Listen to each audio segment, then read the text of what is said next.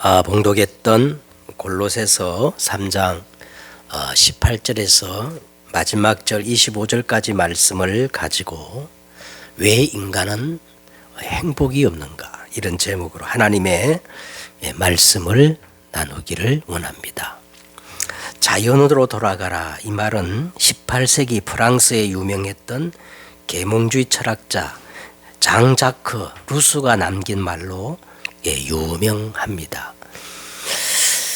TV 프로 중에 나는 자연인이다 라는 그 프로가 있는데, 제가 이 채널을 돌리다가 가끔 이 프로를 볼 때가 있습니다. 그 프로를 보면 생존 경쟁에서 낙오자가 되어서 벼랑 끝에 선 이 사람들, 또 각박한 인간관계에서 상처받은 그 사람들, 또 암이나 불치병에 걸려서 건강을 회복하기 위하여, 또 어떤 사람들은요 자기 인생의 마지막 그 로망을 실현하기 위해서 이 문명 사회를 세계와 등지고 세상과 단절하여 자연 속에 들어와 그 사는 사람들의 그 이야기를 이제 소개하는 프로그램입니다. 그런데 이 통계를 보니까요, 한국의 많은 이 사람들이 그거를 동경하고 있다고 그렇게 말하는 것을 들었습니다. 저는 이 프로를 보면서 제 개인적으로 이런 생각을 한 적이 있습니다.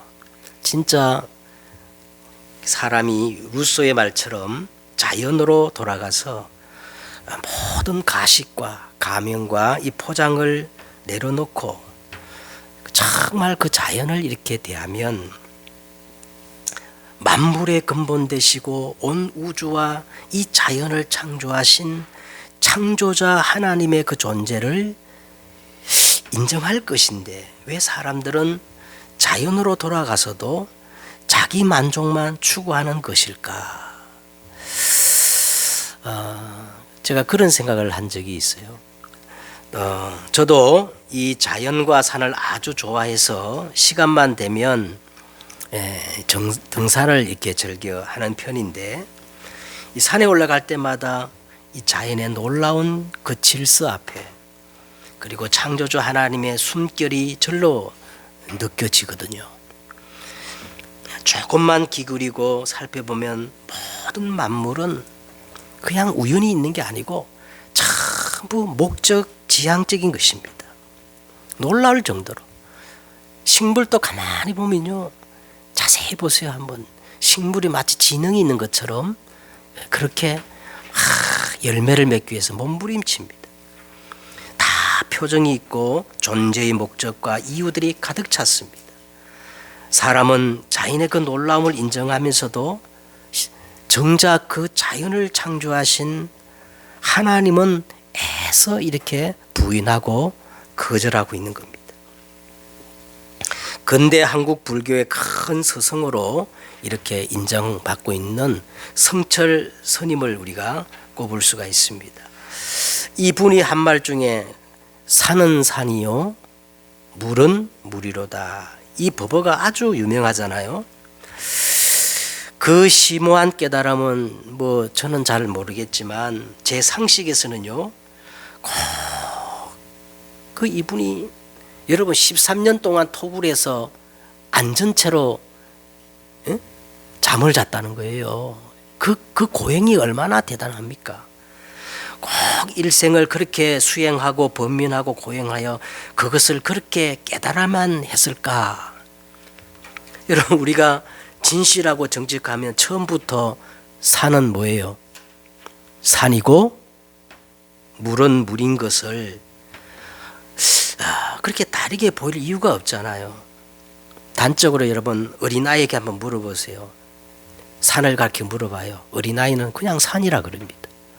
물을 가르쳐 뭐라 그럽니까? 물이라고 그러는 거예요. 시편 19편에 이렇게 나와 있습니다. 하늘이 하나님의 영광을 선포하고 궁창한 그의 손으로 하신 일을 나타내는도다.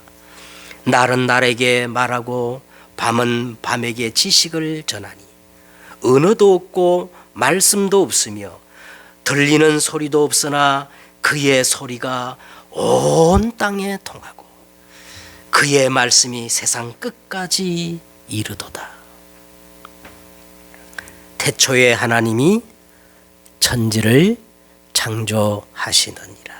여러분, 이 말씀은 정말로 엄청난 말씀입니다. 모든 만물의 근본과 시작을 알리는 말씀입니다.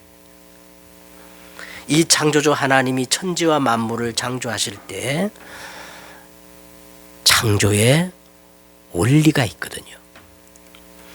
우리는 이것을 보고 자연이라 그리고 또 순리라고 그렇게 말하잖아요. 이것을 바라는 것을 보고 우리는 영리라 그리고 부자연스럽다 그렇게 말하는 거예요. 여러분, 창세기 1장에 보면 하나님의 그 창조의 원리가 나오는데 그 창세기 1장에 보면 이 말이 계속 반복돼요. 하나님이 각기 그 종류대로, 각기 그 종류대로. 다시 말하면 하나님은 다 만물을 목적대로 다 답게 창조했다는 거예요. 개는 개답게, 고양이는 고양이답게, 나무는 나무답게, 다 하나님이 그렇게 답게 이렇게 지은 겁니다. 그런데 놀라운 것은 딱 하나, 인간만 인간답게 짓지 않으시고 인간을 아주 특별하게 지으신 겁니다. 만약 하나님이 사람도 사람답게 지으셨다면 지금 세상 사람들이 말하는 것처럼 막 인권을 주장하면서 자기 마음대로 살면 돼요. 그런데 인간만 하나님이 인간답게 짓지 않으시고 놀랍게도 인간만 특별하게 지은 겁니다.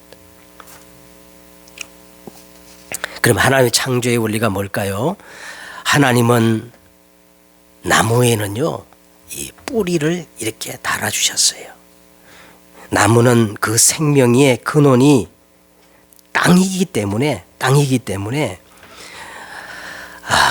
나무는 땅의 뿌리를 깊이 내릴 때 행복하고 그리고 좋은 열매를 맺을 수 있는 겁니다. 이거는 자연의 이치이고 만고불변의 뭐예요? 순리입니다. 안 그래요? 응? 물이 높은 곳에 서서 낮은 데로 흐르듯이 이거는 만고불변의 순리라고 이렇게 말할 수가 있어요. 제가 어떤 데 보면은 그 식물에 관심이 있어가지고 이렇게 뭐 우리 옆에 어린이 대공원에 가도 식물원 있지 않습니까? 거기가 식물원에 가보면 분재가 많이 있어요.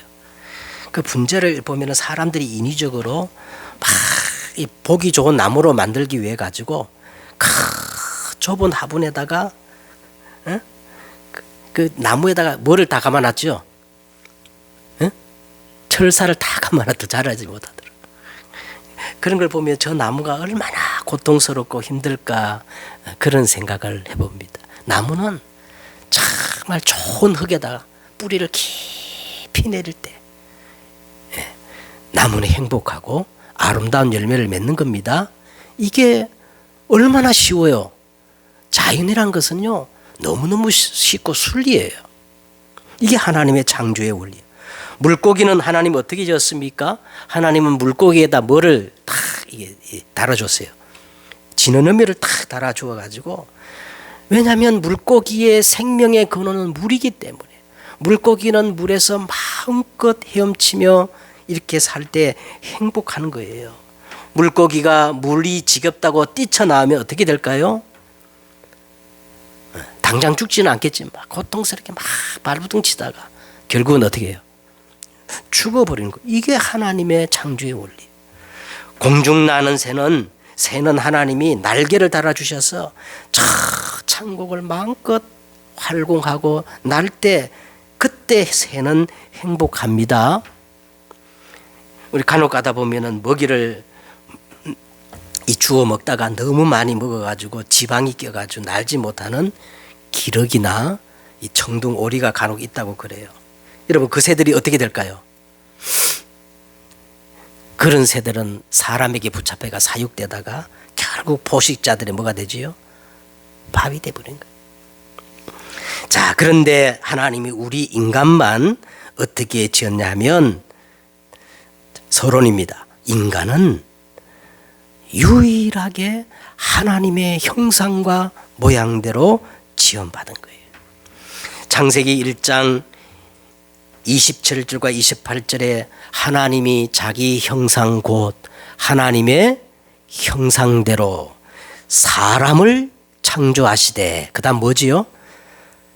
남자와 여자를 창조하시고, 하나님이 우리 인간만 자기 형상 곧 하나님의 모양대로 창조하시되, 처음부터 하나님은 남자와 여자를 구분해 가지고 창조하신 겁니다.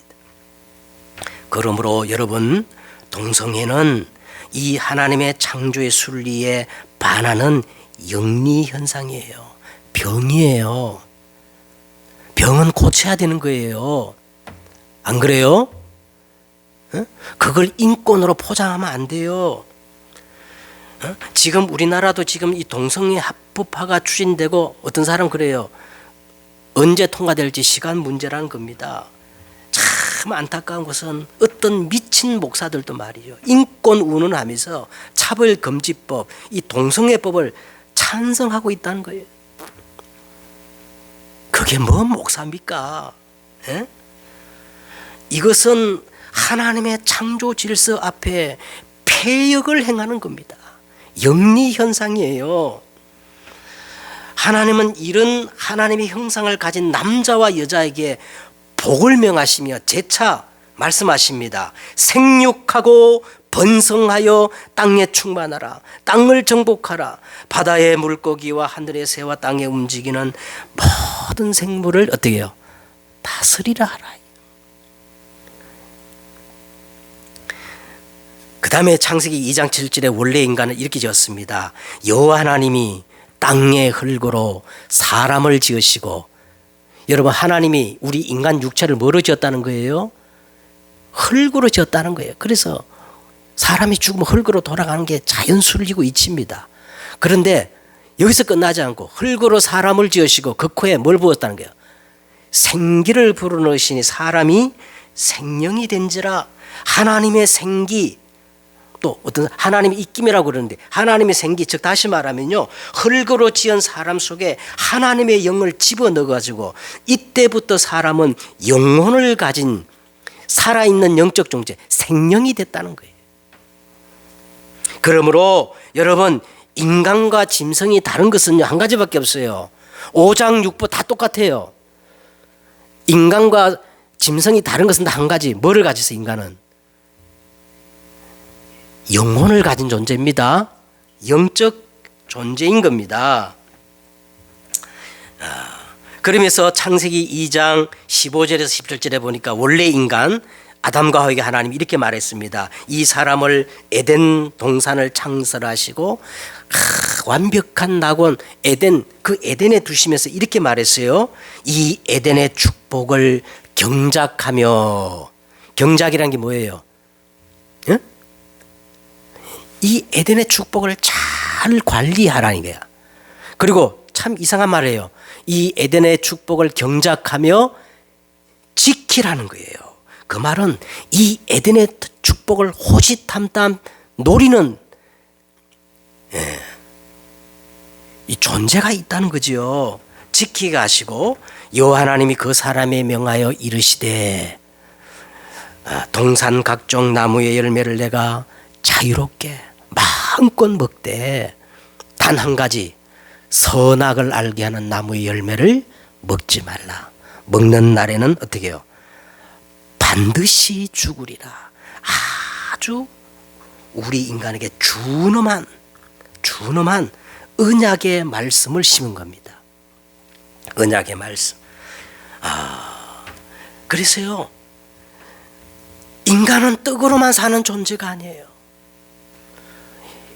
인간은 의식주만 가지고 만족하는 그런 존재가 아니에요. 그렇죠?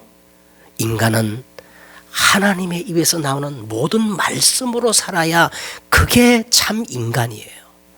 그게 하나님의 형상을 가진 원래 인간의 모습인 것입니다. 응? 그래서 창세기 1장 31절에 보니까 이 인간은 완벽했어요. 완전했어요. 행복할 수밖에 없어요. 얼마나 완벽했든지 하나님이 이렇게 말합니다. 하나님의 보시기에 심히 좋았더라. 여러분, 원래 인간은 행복한 존재입니다. 그런데 우리 인간에게 왜 이런 가시와 은근키를 내고, 여러분, 인간의 실존을 알면요, 쇼펜하우어는 이렇게 말했다니까요. 인간은 태어나지 않으면 좋다. 태어났다면 빨리 죽는 게 낫다. 이건 제 말이 아니고 실존주의 철학자 쇼펜하우어가 그렇게 얘기했어요. 다 동의합니다. 사람들은 다 나이를 먹고 가면 철이 들 때 뭐라, 인생은 고해다 그래요. 왜 그러면 행복해야 할 인간이 왜 이처럼 가시와 은근키를 가지고 몸부림치며 결국은 죽어서 멸망하는 존재가 되었습니까? 첫째로 우리 인간에게 유일한 문제가 있습니다. 인간의 문제가 여러 가지 복합적인 문제가 아니고 성경은 인간의 문제는 유일한 문제라는 거예요. 그래서 인간의 문제가 유일하기 때문에 그 해답도 유일한 겁니다. 아멘.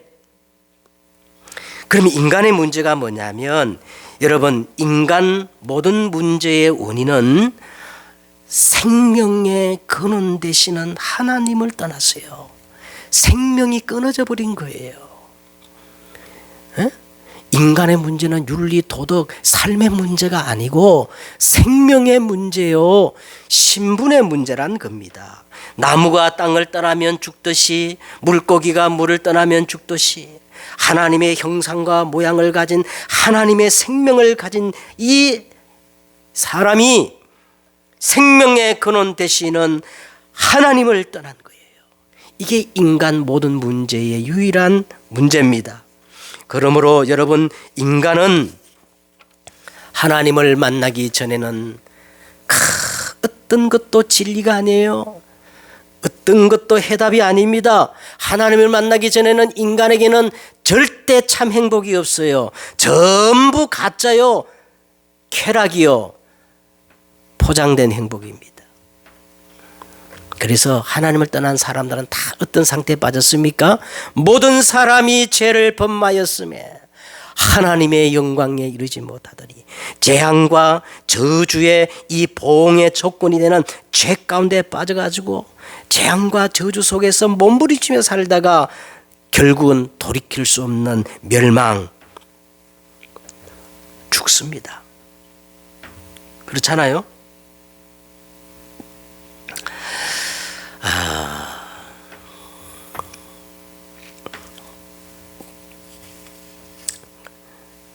그래서 모든 사람들이 어떤 결과가 왔습니까?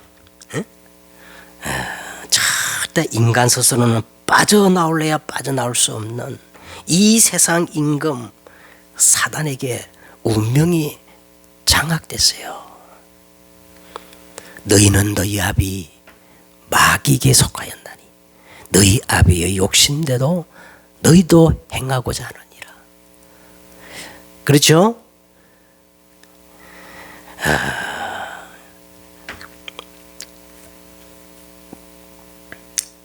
어떻게 해결하겠습니까, 여러분?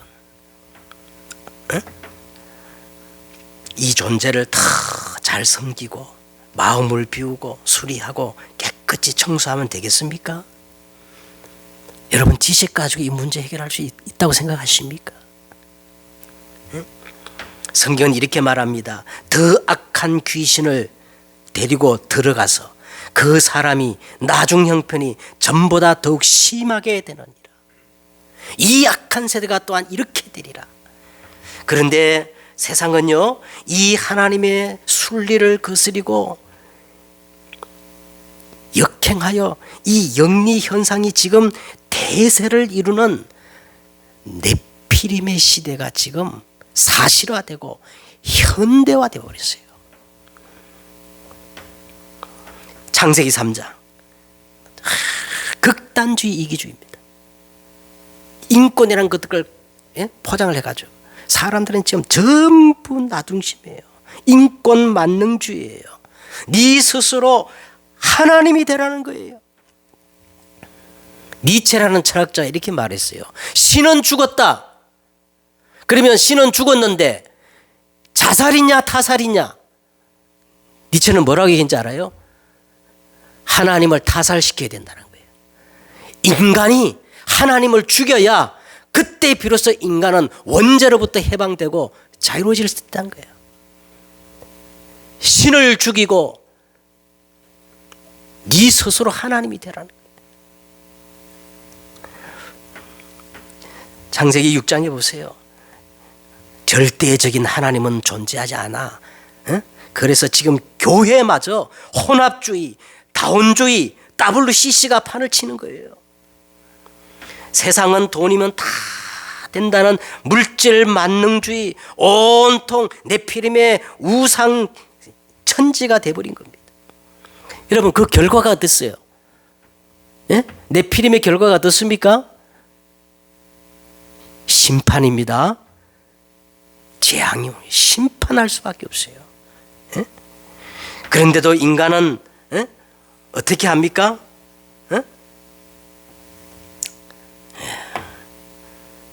더 결탁해가지고 더 결속해가지고 창세기 11장에 보니까 바벨탑을 쌓습니다. 하나님의 창조의 질서는 필요 없어. 우리가 개발한 이 벽돌로 돌을 대신하고 우리가 발견한 이 역청으로 진흙을 대신하고 우리가 우리의 힘으로 성읍과 탑을 쌓아 그 탑 꼭대기를 저 하늘에 닿게 하여 우리 이름을 내고 흩어짐을 면하자. 여러분 이 세상 모든 논리가 집단 논리요 진중 논리예요. 무엇이 정의이고 순리고 진리는 중요하지 않습니다. 무조건 당장 우리 편이 이기면 되고 내가 속해 있는 그 집단 이익을 위해서라면 전쟁이고 뭐가 살인이고 무엇이든 할 수 있고 이것이 성공이요 정의라는 겁니다. 그냥 바벨탑을 쌓는 게 아니고요. 지금 뭡니까? 첨단 바벨탑을 쌓는 시대입니다.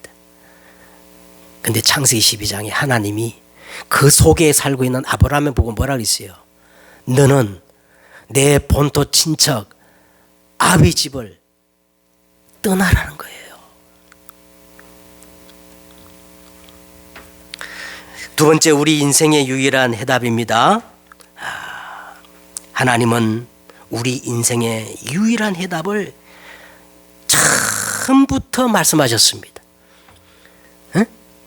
내가 너로 여자와 원수가 되게 하고 내 후손도 여자의 후손과 원수가 되게 하리니 여자의 후손이 와서 내 머리를 어떻게 해요? 상하게 할 것이요 너는 그의 발꿈치를 상하게 할 것이니라. 베드로가 고백했어요. 주는 수천 년 동안 기다리던 그리스도시요 살아계신 하나님의 아들이십니다. 히브리서 1장 1절에 이렇게 말합니다. 옛적에 선지자를 통하여 여러 부분과 여러 모양으로 우리 조상에게 말씀하신 하나님이 이제 이 모든 날 마지막에는 유일한 아들을 통해서 우리에게 말씀하셨으니 이 아들을 만유의 상속자로 세우시고 그로 말미암아 모든 세계를 지으셨느니라. 이는 하나님의 영광의 광채시요 그 본체의 형상이라. 그의 능력의 말씀으로 만물을 붙드시는 참 선지자이시요 죄를 정결케 하시는 대제사장이시요 높은 곳에 계신 지극히 크신 우편에 앉으신 만왕의 뭡니까? 왕이시란 거예요. 할렐루야. 요한복음 여러분 6장에 여러분 그 전반을 보시면요.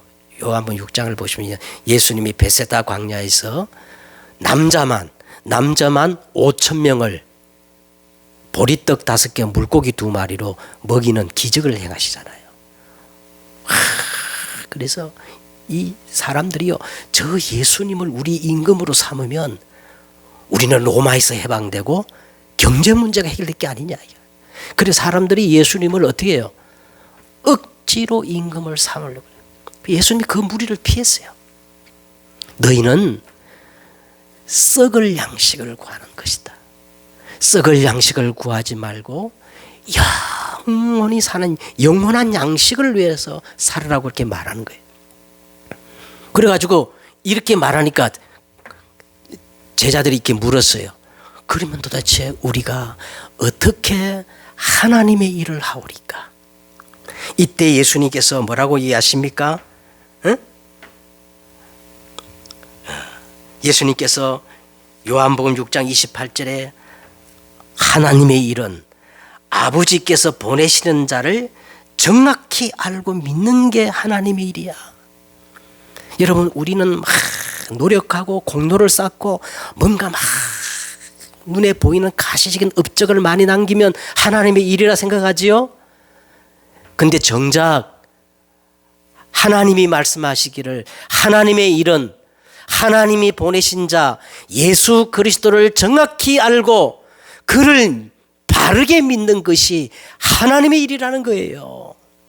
왜? 그분은 우리 인생의 유일한 답이기 때문에 그래요. 그래가지고 또 제자들이 재차 물었어요. 그러면 그게 하나님의 일이라고 하면 그러면 하나님의 뜻이 뭡니까? 그때 예수님 또 말씀합니다. 40절에 하나님께서 보내신 예수 그리스도 그 아들을 보고 믿는 자마다 영생을 얻게 하여 그들을 다 살리는 것이 하나님의 일이다. 하나님의 뜻이라는 거예요. 뭐 간단히 말하면 예수 그리스도를 믿게 해가지고 영생을 얻게 해서 다 살리는 게 그게 뭐예요? 전도잖아요. 이게 하나님의 뜻이라는 겁니다. 그러면 우리에게 향하신 하나님의 시간표가 뭘까요? 지난주에도 우리가 말씀 나눴습니다만 또 오늘 할 겁니다. 우리에게 향하신 하나님의 시간표가 뭐냐? 빌립보서 1장 6절에 보니까 너희 속에 착한 일을 시작하신 이가 예수 그리스도의 날까지 이루실 줄을 어떻게 해요? 우리는 확신하노라. 그래서 하나님의 모든 시간표는 다른 데 있는 게 아니에요. 저와 여러분이 완전 복음화되어서 누구의 날? 그리스도의 날까지 이루시는 것이 하나님의 시간표입니다. 왜? 그리스도는 하나님께서 우리에게 보내신 유일한 해답이기 때문이에요. 그 안에 하나님의 비밀인 그리스도 안에 지혜와 지식의 모든 보화가 다 감추어져 있고 오직 그리스도는 만유이시요 만유 안에 계신 분이기 때문에 그렇습니다. 그래서 세 번째로 그래서 우리는 참으로 예수 그리스도를 믿는다는 그 의미를 다시 한번 새겨야 됩니다. 딱 7가지로 딱 정리돼야 돼요. 여러분, 이 7가지가 아니면 예수 믿는다는 말 하지 마세요. 교회 다닌다고 예수 믿는 게 아니에요. 막 불받고 방언한다고 예수 믿는 게 아니에요. 에? 착하게 살고 막 노력한다고 예수 믿는 게 아니에요. 첫째, 예수 믿는다는 말은요, 왜 예수 그리스도만 믿어야 되느냐? 이 당연성, 필연성, 절대성을 정말로 머리로 아는 게 아니고 지식으로 아는 게 아니라 체험하여 깨달아 아는 거예요. 에? 보세요. 오병이의 그 기적을 체험하고 예수를 믿겠다 따른다는 사람들을 조사해 보니까 다 틀리게 대답하잖아요. 엘리야, 예레미야, 세례 요한, 선지자 중에 하나. 에? 그거 예수 믿는 게 아닙니다. 에? 그래서 예수님이 다시 물었어요. 너희는 나를 누구라 하느냐? 에? 그래서 이때 베드로가 주는 그리스도시요 살아계신 하나님의 아들이십니다. 우리가 예수 믿는다는 의미는요, 정말 이 그리스도를 나의 복음으로 올바로 신앙 고백해야 됩니다. 한번 여러분 묻겠습니다. 여러분은 누구 말 들어서 하는 게 아니라 여러분은 예수님에 대해서 어떻게 신앙 고백을 하고 있습니까? 응? 근데요, 정말 우리가 예수 그리스도를 바르게 신앙 고백하면 구원받습니다. 새로운 생명을 소유합니다. 근데 예수님이 이게 전부가 아니라는 거예요. 우리는 막 신앙 고백만 하고 다 끝났다, 해방됐다, 이제 다른 거 다 필요 없는 것처럼 말하지만 아니에요. 예수님께서 분명히 말했어요. 경고하면서 말했어요. 아무에게도 내가 그리스도인 줄을 말하지 말라. 왜? 아직도 많은 것이 남아있기 때문에 그래요. 응? 그래서 이런 말 했어요. 아무든지 나를 따라오려거든 자기 십자가를 지고 날마다 나를 따라야 될 것이다. 그러면서 예수님의 그 고백을 했던 아주 핵심 멤버를 가지고 엿새 뒤에 마태복음 17장에 보면은 변화산으로 데리고 갑니다. 그래서 우리는 올바른 치유가 되어져야 돼. 정말 우리가 예수 믿는다면 그 그리스도의 나를 바라면서 자꾸 치유가 되어야 됩니다. 모세도 사라지고 엘리야도 사라지고 오직 누구만 남도록. 여러분 사실 우리 안에 얼마나 다른 것들이 많습니까? 응? 그 조성모가 부르는 가시나무새 한번 그 가사를 들어보세요. 내 안에 주님이 그할 수 없는 가시가 얼마나 많은지 몰라. 응? 그럼 어떻게 치유받으면 돼요? 여러분 정말 오직 하면 돼요. 모세도 사라지고 엘리 오직 예수만 남았더라. 응? 진짜 오직만 나면 치유됩니다. 그러면 오직이 뭐냐? 24예요. 여러분 24 되면 다 치유돼요. 인생도 성공합니다, 여러분. 응? 치유. 그 다음에 올바른 내용이 필요합니다. 잘못된 내용을 가지고 예수 믿으면요, 그게 바로 미신이요, 광신이요, 사입이요. 그럼 올바른 내용이 뭐냐? 정말 진짜 올바른 내용은 십자가와 부활입니다. 예수 믿는 사람이 반드시 이 갈보리 십자가를 통과하고 부활을 경험해야 돼요. 놀랍게도 골로새서는 이거를요, 그리스도의 할례라고 합니다. 내가 만일 내 입으로 예수를 주로 시인하고 또 하나님께서 그를 죽은 자 가운데서 다시 살리신 것을 어디에 믿어요? 내 마음에 믿음. 이 말은 정말 십자가와 부활을 경험해야 된다는 거예요. 이게 참 영접이라는 거예요. 믿습니까? 그 다음에 뭡니까? 그것서 끝나는 게 아니고 예수 믿는다는 말은 이제 올바른 교회를 회복하는 겁니다. 교회도 안 나오면서 뭐 예수 믿는다, 그거는 말도 안 되는 소리. 교회, 올바른 교회를 회복해야 돼요. 그게 바로 내가 그리스도의 지체, 그리스도의 몸을 이루는 겁니다. 여기서 끝나지 않고 이 교회를 통해서 이제 뭐를 회복해야 돼요? 올바른 예배를 회복해야 돼요. 올바른 예배. 그래서 이 교회 안에서 선포되는 이 말씀이, 예배를 통해 선포되는 말씀이 여러분 한 주간 내 삶에 녹아져야 되는 거예요. 녹아져야 돼요.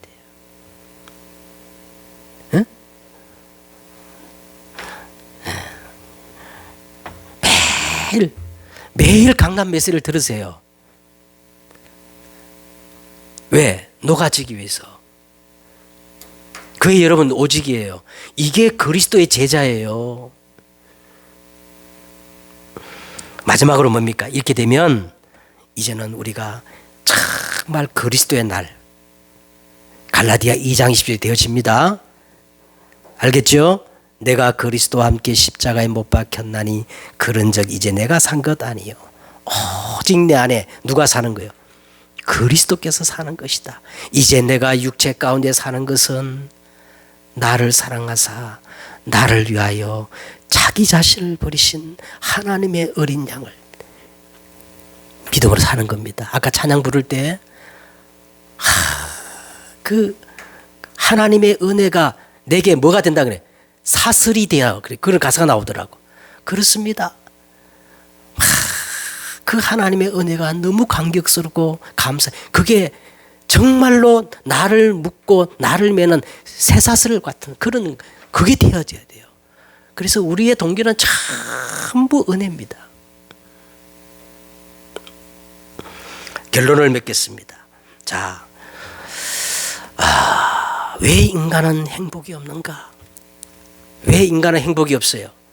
하나님의 창조의 질서를 깨뜨리고, 그렇죠? 하나님의 그 순리를 벗어났기 때문에 그래요. 그러면 참 행복에 이르는 길이 어떻게 뭡니까? 인간은 하나님 만나야 되고 하나님의 그 순리 속으로 들어가면 됩니다.